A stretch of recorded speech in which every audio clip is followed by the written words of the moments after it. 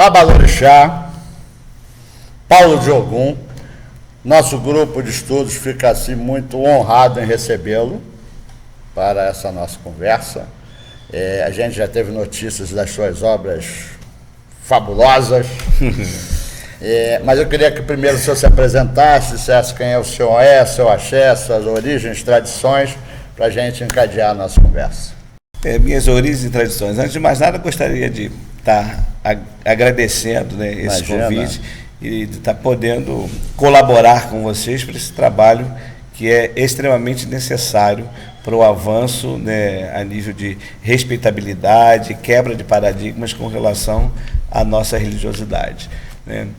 Eu sou oriundo do Axé Upofonjá, de Salvador. Minha mãe foi a última Iaô que minha avó senhora iniciou em 1966. E esse ano eu tive a honra e o prazer de celebrar os 50 anos de Xangô e consagrar, na realidade, os 12 mobais e uma Abeni Xangô, na presença da nossa Iaquequerê, Ialaná, mãe de Tinha, e da nossa Sarepebé, Oiatoji, porque Mãe Estela hoje, infelizmente, já não tem mais condições, né, de estar transitando como transitou. E aí veio Mãe de Tinha e Oiatoji. Eu fui iniciado ainda quando minha mãe não tinha casa aberta. Por orientações de meu pai Genor, ela deu, na realidade, prestou um socorro para mim, que eu estava na casa de um sobrinho dela, de Oxum, que também não era uma casa, ele tinha os orixá dele na casa dele. E eu entrei em transe aos 10 anos de idade, sem minha família ter o mínimo conhecimento do que era. Fomos exatamente muito agraciados pela sabedoria, né, do Eledá que me rege, que é Ogum, por conta de nós não sabermos nada. As madres viviam na minha casa. Na realidade, quando eu nasci, queriam até que meu nome fosse Gabriel, porque eu era muito cabeludo, cabelinho de anjo. Mas aí minha mãe já tinha predestinado me dar nome duplo, né? Porque meu nome, na realidade, é Paulo José.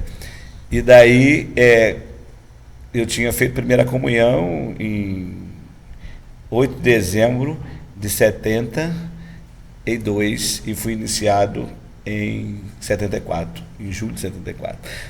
E daí começamos uma trajetória de muita surpresa, de muitas interrogações, de muitas expectativas, né? Muito contra a vontade do meu pai muito apavorado com tudo que estava acontecendo. Quer dizer, na época, a incidência, né, muito mais comum da homossexualidade estava dentro do candomblé. Sim. E ele disse com muito pesar que não queria me ver saindo de lá com um trijeito, porque senão ia ser um negócio complicado. E aí todo mundo muito apavorado, e aí culminou, na realidade, nessa iniciação, e eu me afastei um período, né, no meu período de adolescência, de 13 até 17 anos, eu fiquei bem afastado do movimento religioso. Acabei namorando uma evangélica e fui batista 2 anos, e os meus questionamentos eram muito profundos, até que um dia, depois da escola dominical, o pastor falou para mim: Paulinho, vem cá que eu quero falar com você. E me disse assim: não diga para ninguém que eu falei isso, mas Deus tem uma proposta na sua vida, mas não é aqui. Procure, na realidade, seguir aquilo que Deus está reservado para você, reservou para você. Olha só. E coincidentemente, nesse dia eu tinha uma peça de teatro para ver. Eu estava fazendo curso normal e me arrumando para ir para o teatro. Aí acabei não me sentindo bem e queria voltar para a igreja. E desci, a igreja era na rua de baixo, eu morava mais acima. E quando eu dobrei na encruzilhada para ir para a igreja, e aí entrei em transe, Ogum voltou para casa e ficou a noite inteira em casa, sem ninguém saber o que fazer. E no dia seguinte, de manhã, ele deixou o Herê, o Herê disse que queria ir para casa, que ele só ia embora quando estivesse na roça, que nem era a roça. E aí, quando ele lá chegou, já estávamos sabendo que Ogum ia voltar, porque meu pai Genor tinha dito que se preparasse para as situações que a qualquer momento Ogum está de volta. E minha mãe estava em Salvador, na festa de Xangô, porque as festas de Xangô na roça começam todo 29 de junho e vai até 11 de julho. E foi assim um alvoroço danado, aquela confusão toda. Aí ele disse, pronto, agora eu cheguei, não vou embora mais. E aí ali fiquei, fiz a obrigação de 3 anos, e quando voltou minha mãe concluiu a de 7 anos, e meu pai Janor disse que não poderia segurar a condição de me ensinar aos caminhos de Odum, porque eu tinha cargo para Babalorixá. Aí aquilo foi um nó na minha cabeça aos 18 anos de idade. Sim. Eu queria qualquer coisa menos isso.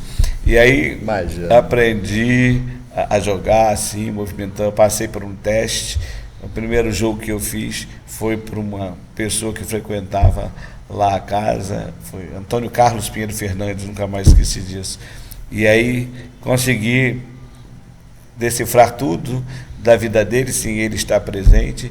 E aí olhou um para cá do outro, né, passou no teste mesmo, não tem jeito. Aí, bem, aí só que eu peguei esse jogo e botei em cima, dentro do meu armário, e saía, voltava da escola, e todo mundo pedindo para eu jogar, mais por curiosidade, né, minhas irmãs em si. E eu não, depois das 6 horas não posso mais fazer isso. E fui embromando, até que um dia não teve jeito, eu tive que socorrer uma pessoa que chegou lá passando mal, e aí eu tive que abrir o jogo. E aí a partir desse dia foi inevitável a começar a trajetória. E aí daí passou uns tempos, minha mãe abriu casa. Né? Sua mãe era? Minha mãe, Vivi de Xangô. Mãe Vivi de Xangô. Ao Bataió. E aí ela abriu casa porque ela se iniciou com Mãe Senhora em 13 de junho de 66, e Mãe Senhora morreu em janeiro de 67. Então Mãe Senhora deixou ela em Iaú. Sim. E quem terminou as obrigações dela foi Mãezinha, né? A Ondina Pimentel.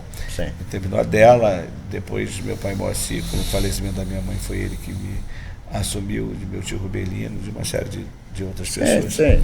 E aí, mas está tudo em casa. Estava tudo em casa, da família não saiu, né? Nós temos essa fidelidade familiar. Perfeito. E aí minha mãe, quando abriu casa, meu pai já não falou comigo, olha, sua mãe está abrindo casa e você tem que ir para lá. Eu falei assim, mas como é que eu vou para lá? Mas essa casa foi aberta aqui no Rio ou lá? Aqui no Rio de Janeiro, em Jardim Primavera. Jardim Primavera. E aí, ela tinha levado as minhas coisas também, movimentando a situação toda da casa do sobrinho dela, ela tinha levado para lá. E aí eu fiquei... E logo algum, né? E era a paixão dela. E o primeiro barco dela nesta casa foi Ogum. Foi Ogum, Emanjá, Nanã e Oxum. Eita, e aí eu não fui no primeiro barco, não fui no segundo, cheguei lá no terceiro barco. E aí foi aquela alvoroço, porque ninguém me conhecia, né? E quem é, e ela ficou num contentamento muito grande, nós tínhamos uma cumplicidade muito grande, e aí ela foi aos poucos, dizendo para as pessoas que eu não tinha sido feito lá, porque tudo tinha acontecido muito de repente, sei o quê, e as pessoas foram começando a entender a situação. E daí, por diante, ficamos, né, ativamente, e ela se organizando para abrir, então, a minha casa. Entendia. Não, você tem que abrir. E aí, um determinado dia, eu acolhi uma pessoa, atendi uma pessoa que estava muito mal, e ele ficou muito bom. Ele era comandante, coronel do Corpo de Bombeiro, e ficou tão agraciado que queria construir o terreiro nos fundos da minha casa. E aí meu pai disse, não, tá bom do jeito que tá, já está fazendo muito, porque assim, era uma invasão na casa deles, né, residencial, porque aí minha mãe começou a mandar eu arrumar as pessoas para a construção da minha casa. E aí o pessoal ficou todo meio murcho e saíram e procuraram esse terreno e me deram de presente Dia dos Pais. Olha. E esse terreno, eu tinha sonhado com esse terreno exatamente na minha obrigação. e contei esse sonho naquelas situações. E você sonhou, eu tinha sonhado com esse terreno e que era mandado colocar lá uma ferradura. E quando veio essa situação, e eu fui falar com a minha mãe, eu falei assim, quando eu cheguei lá no terreno, eu me lembrei do sonho. E aí ela foi no jogo, riu e falou assim, Ogum só tem uma palavra, eu vou preparar essa ferradura e nós vamos lá colocar. E assim fomos. Aí colocamos lá, mas nesta época lá era tudo muito ermo. Lá que o senhor está falando? Lá em Bongaba, onde eu fundei, na realidade, o Axé Alacorô, que está completando agora 21 anos. Na realidade, completou em dezembro, mas nós estamos fazendo a comemoração agora por conta do tempo. Né? Dezembro estava muito calor, e as pessoas... E daí, ali foi controlado a base da situação, e dado um tempo as pessoas começaram a falar assim, rapaz, nós já conseguimos isso aqui, mas isso aqui está muito longe, aqui não vai vir ninguém, passava ônibus, era muita dificuldade, tinha que soltar na pista, não tinha luz. E aí eu fui ver isso com o Ogum, e ele disse que estava tudo bem, quem quisesse ir, podia ir, mas ele já tinha escolhido o lugar dele, ele ficava ali. Aí, se a gente vai cuidar dele, então é aqui que vai cuidar. E hoje, o Ogum Club já teve a oportunidade de ir lá, gente a balde, quer dizer, nessas mostra cultural mesmo, nós já conseguimos colocar lá 400 pessoas. Sim. Quer dizer, então, que o senhor fugiu até onde deu. Fugi até onde deu. Dessa responsabilidade. E aí, a necessidade das pessoas é que acabou levando o senhor... Acabou levando a assumir essa questão, e aí aos 30 anos de idade e 20 de iniciado, minha mãe chegou de Salvador em outubro, depois das águas de Oxalá, e mandou um recado para mim que queria falar comigo. Aí eu fui lá. Ela falou assim, olha, está tudo certo, foi ótima a festa, só que tem um porém. Em dezembro, eu levo tudo que é seu. Eu, não pode, ela pode. Não pode, não está nada pronto, não tem muro, as casas não estão arrumadas. Ela, não, nada se começa assim. Eu vou dizer, não, mas a gente não tinha combinado que ia fazer isso nos meus 21 anos. Ela, não, 21 anos você faz em julho e eu vou comer em dezembro. E aí foi um transtorno. Imagina. Um corre-corre danado, não sei o quê, porque eu não podia desobedecê-la. E aí fizemos a inauguração em 10 de dezembro de 94. E aí começamos a colocar. Mas com Ogum não tem embaraço. Não teve. Foi assim, foi muito rápido, realmente tudo. A ascensão foi muito rápida. E aí eu já tinha inúmeros abiães, né? O primeiro barco foi uma abiã que já estava comigo há 16 anos. E aí foi movimentando todo um processo de caminho para que a coisa fluísse efetivamente. E aí estamos agora completando 21 anos de inaugurado, e eu tive o prazer e a dor, né? Eu vivi 2 momentos bastante complicados na minha vida, com a morte da minha mãe, né?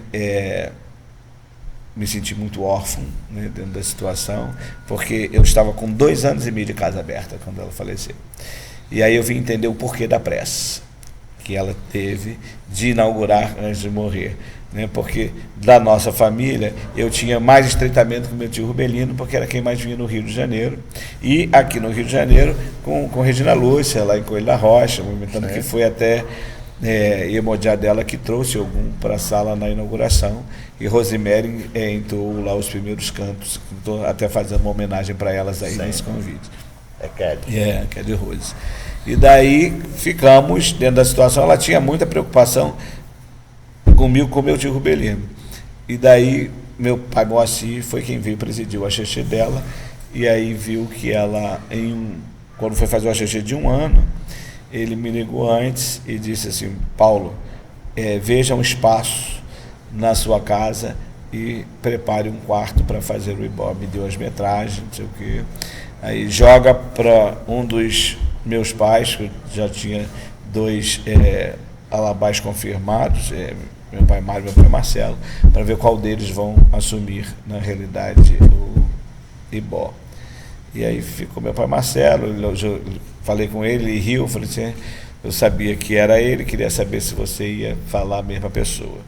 E aí, porque o teu tempo é teste, né? Assim, sim. E aí ele veio, fez, eu não fui nos primeiros dias do Axexê, e assentou o ibó e fez o acu de minha mãe.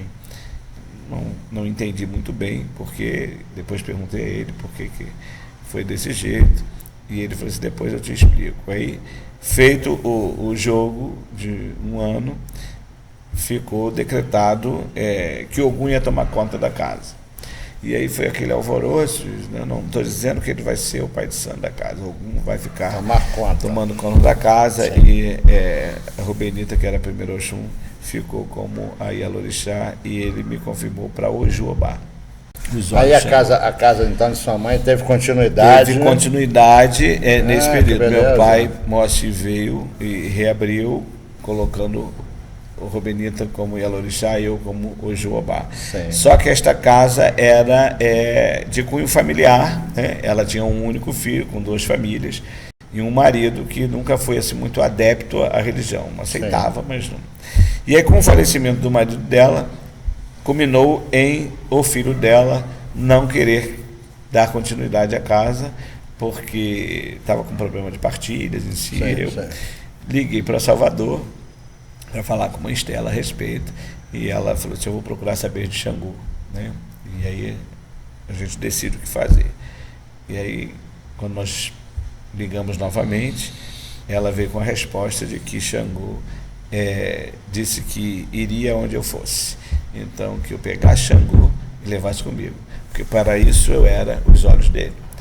E aí eu acabei não levando só Xangô, levei o Ojobá todo, inclusive os santos dele mesmo, e estão comigo agora. E agora, aos 50 anos, eu tive a honra de instituir o corpo de Mobás, outorgados por Mãe Estela, são 12 Mobás, e que culminou, na realidade, no mesmo período em que completou 80 anos o corpo de Obá da Roça, fundado por vovó Aninha. Foi uma coisa muito, muito satisfatória, muito emocionante para nós todos e para mim, né, que ainda me considero um pintinho no meio desse movimento todo, tá fazendo essa essência toda dentro de um processo. Então, dentro desse período de luto, eu fiquei durante muito tempo sem ir a candomblé, sem ir a lugar nenhum, fazendo as coisas em casa. E até que Mãe Estela falou comigo, depois que meu pai morreu, ela falou assim, Paulo, está na hora de você acordar e movimentar, porque assim, combinou de meu pai assumir o lugar de minha mãe, mas 4 anos depois ele faleceu também. E aí, e numa morte súbita, foi uma coisa assim, tamanha, e aí eu fiquei realmente desolado. E aí voltei com as atividades com a mostra cultural.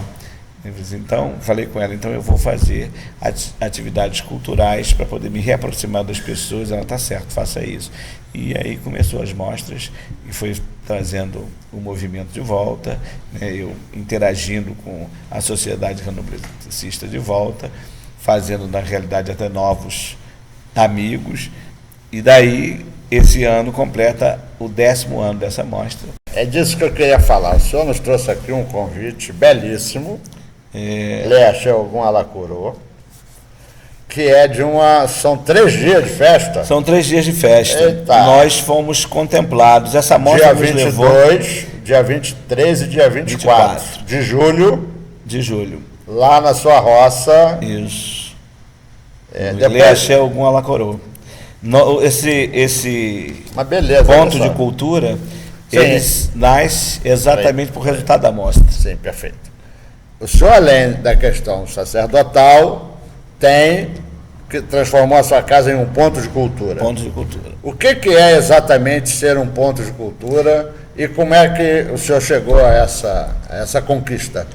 Essa conquista é resultado dos 10 anos, 9 anos, nós vamos completar 10 agora, 9 anos da mostra cultural e do projeto que desenvolvi lá sobre o meio ambiente, né? Porque entendo o candomblé como um processo efetivo do bem-estar à natureza.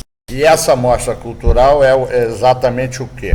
A mostra cultural foi a forma de mostrar, na realidade, as atividades e as oficinas que nós praticávamos dentro do axé, porque assim, dentro do axé nós temos uma marca, né, chamada Bobô Axó, que é uma confecção de roupa africana, inclusive eu estou com uma camisa de lá. Bobô Axó, roupa para todos. Essa camisa é feita na sua... na nossa confecção. E aí nós começamos a desenvolver uma política, na realidade, de trabalho e renda, resgatando, na realidade, a comunidade local para dar a eles pertencimento e propriedade de saber. Porque quando fomos para lá, que era tudo muito ermo, Ogum nos orientou a dar o anzol e não dar a pesca. Ele disse, resgate, na realidade, todos esses cidadãos, fazendo com que eles se sintam gente. Perfeito. Porque se vocês derem e um dia não puder dar, eles serão seus inimigos. Sim. E se vocês prepará-los, eles serão eternos amigos. E é o que acontece. Sim. Hoje, na formação da associação do Quilombo, exatamente as pessoas, os quilombolas, é que estão presidindo, na realidade, a associação. Eu vou estar como conselheiro fiscal, até porque já sou babalorixá, né? Então, sim. E aí eu comecei a fazer diversos trabalhos de conscientização, de busca e defesa de qualidade de vida, né? Porque eu vejo e entendo o candomblé como uma filosofia que leva o homem a interagir com a natureza para que, através dele, a sociedade possa interagir como um todo, né? Sim. E daí eu comecei com uma campanha de criação de galinha, né? Eu desde pequeno tive muita sorte com galinha, e aí comecei a criar galinha, e o primeiro passo que nós demos lá para aproximar a comunidade, entendendo na realidade o que era a busca e defesa de qualidade de vida, foi com o criadouro. Então nós tiramos 2 galinhas e 1 galo e distribuímos na comunidade. Então você chega lá, ao longo da rua todo mundo tem galinha. Sim. E agora... Sim, mas no caso, esse interesse pela galinha, para criar galinha, era para atender as necessidades deles próprios, né? Fazendo eu entender que eles já tinham um alimento garantido, que era a carne, e uma carne saudável, uma carne, né? E hoje esse projeto avançou porque nós estamos fazendo exatamente uma horta orgânica e um galinheiro orgânico, né? Que beleza! A proposta é de estender a base, porque agora também estou com capril, porque há 7 anos atrás eu fui fazer uma oferenda ao Molu e ele não aceitou a oferenda, dizendo que permanecesse com aquele bicho vivo para proliferar vidas no solo sagrado. E aí ele proliferou muitas vidas, já utilizamos filhos dele, e ele lá continuando, é um bodão chamado Zangão, e tem lá, ele é um reprodutor. E aí agora nós estamos também organizando um capril exatamente para comercializar, porque até então ele está atendendo o axé. Sim. E a intenção agora é expandir. Olha que beleza, que bela notícia. Movimentar a situação. Porque é uma carne que a gente sabe da procedência, a gente tem todo um processo ativo em si. Então eu estou fazendo um galinheiro orgânico e uma horta orgânica, mas a nível de agora, quanto quilombo, a comunidade se organizar e produzir o seu próprio alimento e revender. Na realidade, é uma região que dá aipim com muita facilidade, a terra é muito boa, né? Quiabo, eu estou fazendo um criador de quiabos, até porque a gente utiliza quiabo demais, né? Inhame, uma produção ativa aí dessa realidade de Ogum. Então, todo um processo de empenho à nossa atividade religiosa foi quebrar paradigmas, fazer com que as pessoas entendessem que o candomblé não era um ponto de encontros, de magia. Sim, perfeito. Olha, o que o senhor está descrevendo é um sonho, vem de encontro tudo aquilo que a gente debate aqui com regularidade, que é exatamente a questão do consumo dos animais que a gente faz, que a gente não sabe a procedência, os custos desses animais são altíssimos, de que a gente não tem nenhum setor empresarial voltado e preocupado para os nossos interesses. E certamente, eu não me canso de falar isso, nós somos a única religião que gasta muito dinheiro, não é verdade? porque a gente tem uma extensão imensa de materiais que a gente usa e que a gente não tem nenhum controle sobre isso. E é compromisso da religião a sustentabilidade. O processo é esse. E é por isso, por exemplo, eu tenho uma área boa, saudável, e nós estamos aproveitando essa área exatamente dando utilidade a ela, né? Tem um amor bem farto, e agora estamos, na realidade, com essa extensão dos criadouros, tanto das galinhas quanto dos caprinos. Perfeito. Vai movimentar aí uma realidade de extensão a essa base e a condição. Quero aproveitar aqui esse espaço aqui. Isso aqui é uma muda de orobô. Muito bom. Para presentear a sua casa, para o senhor plantar lá. Axé. O orobô tem uma essência de grande virtude para mim, até por conta que sou de Obá, e é um fruto ao qual eu consigo me comunicar. Já que o senhor tem espaço lá, que é uma árvore de grande porte. Grande porte. Daqui ali a gente tem um pé aqui, a minha esposa conseguiu... A bênção, muito bom. Das sementes que caem, germinaram várias, mas ela conseguiu reproduzir mudas, a gente tem muito e está aí já que só tem espaço. Eu tenho um projeto de reflorestamento com o meio ambiente.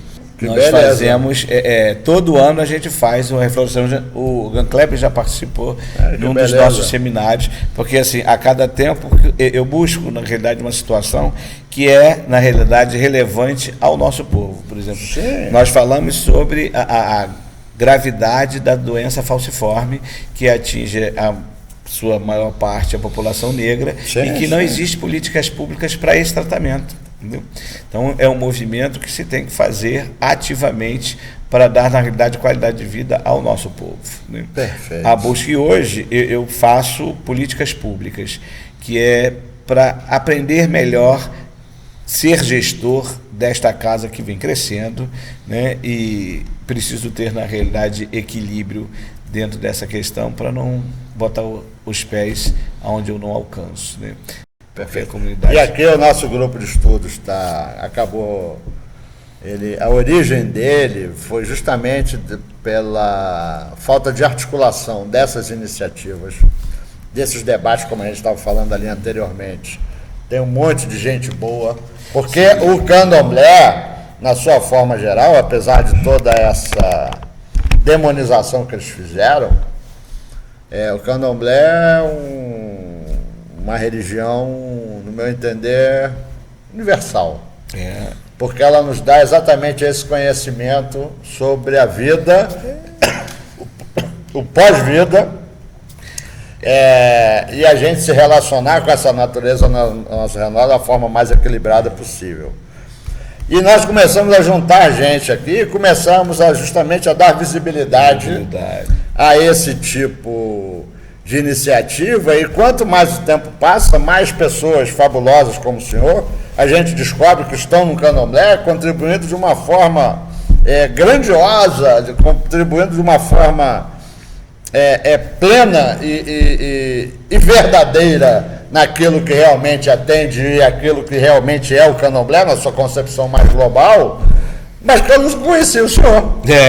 Olha só. Mas, como diz Oxóssi, eu repito muito um provérbio, baia ni balatiberé, qualquer tempo é tempo para conversar. Qualquer tempo é tempo. Entendeu? E eu quero dizer que eu fiquei muito,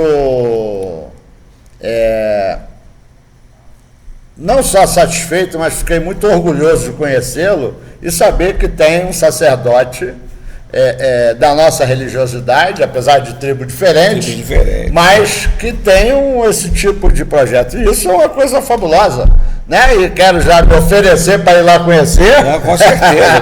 E a gente estreitar para isso. Eu desenvolvo várias situações, inclusive a nível de despertar talentos, né? Hoje nós temos uma oficina de dança chamada Raízes que Dançam, que é só com mulheres. Porque, na realidade, hoje, né, a partir do final do século XIX, é que nós homens adquirimos o poder de estar como gestores em casas de matriz africana, porque até então era um legado feminino. Então, todo esse processo, eu levo à mulher muitas honrarias, né? E como venho sou descendente de um axé que só é substituído por mulher, né?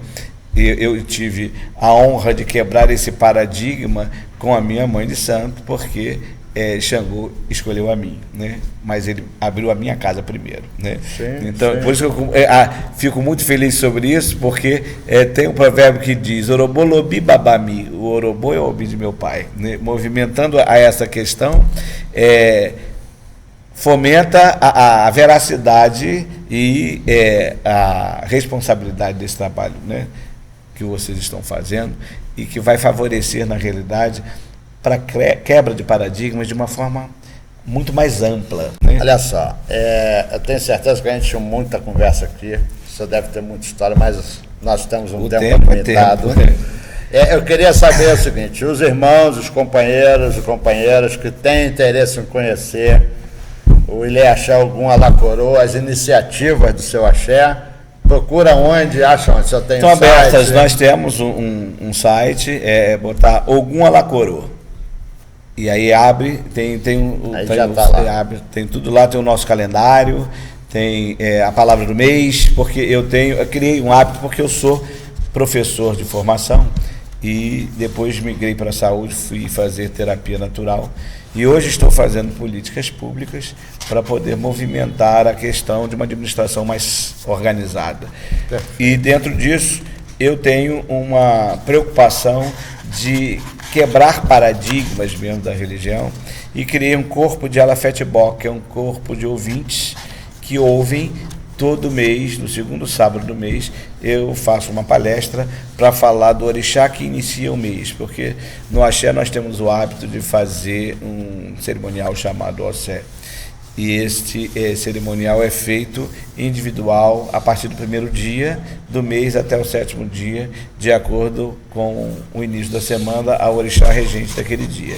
Esse mês começou com Oxalá, e a palavra de Oxalá foi bondade, e em cima da bondade nós trabalhamos todas as suas vertentes. Legal. E daí vem seguindo até terminar com Oxóssi. Oxóssi foi quem fechou o mês, e aí no segundo sábado eu reúno as pessoas, os clientes, os amigos, sim, para falar de Oxalá, quem é Oxalá, de onde ele vem, como ele está dentro do panteão, e dar abertura para as pessoas falarem da palavra em si. Foi uma forma que eu encontrei de aproximar as pessoas do culto, quebrando paradigmas. Que beleza. Agora fale-nos sobre essa festa dos 21 anos do seu axé e a abertura da inauguração, dia 22, começa às 19 horas.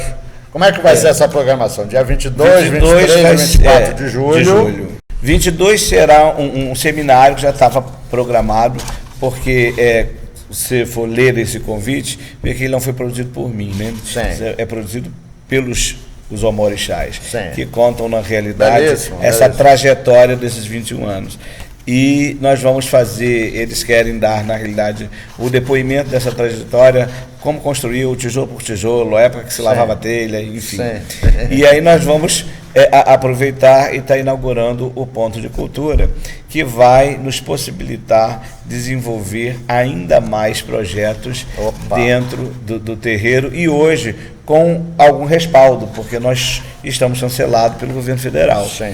E daí nós vamos estar desenvolvendo oficinas de formas diversas, né? Porque nós já temos lá, nesta marca Boboaxó, a gente tem os adereços, né? E adereços acessórios e as roupas, tanto masculina quanto feminina. Bela, bonita essa camisa, gostei. Ficava bem para uma pessoa de Xangô, né? Babá, foi uma honra imensa conhecê-lo mesmo. No que o senhor puder e precisar contar com a gente, pode contar. A gente está aqui exatamente para dar visibilidade e publicidade a esse tipo de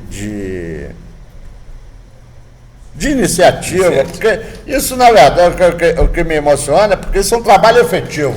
É um trabalho de verdade, é uma coisa que desenvolve e prospera as pessoas, sem essa coisa de você ficar dominando, como Ogum falou, Ogum é vida. Ensina a pescar.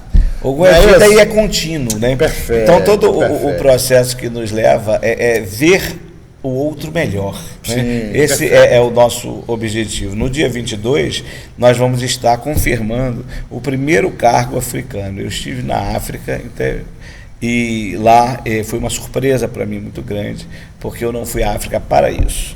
Né? Na realidade, eu nem fui não era a minha intenção ir à África na época que fui.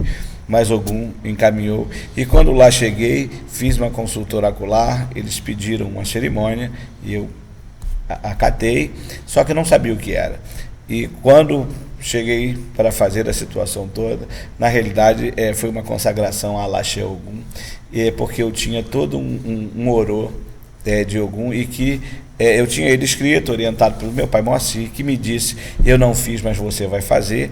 E isso ficou na minha cabeça, mas eu lia, relia aquilo e não entendia muito bem.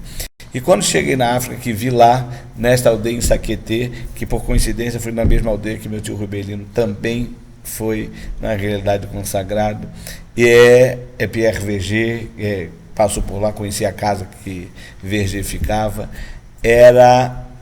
e tinha escrito Iafé só, e eu tinha escrito em minhas orientações do meu pai Iaféró.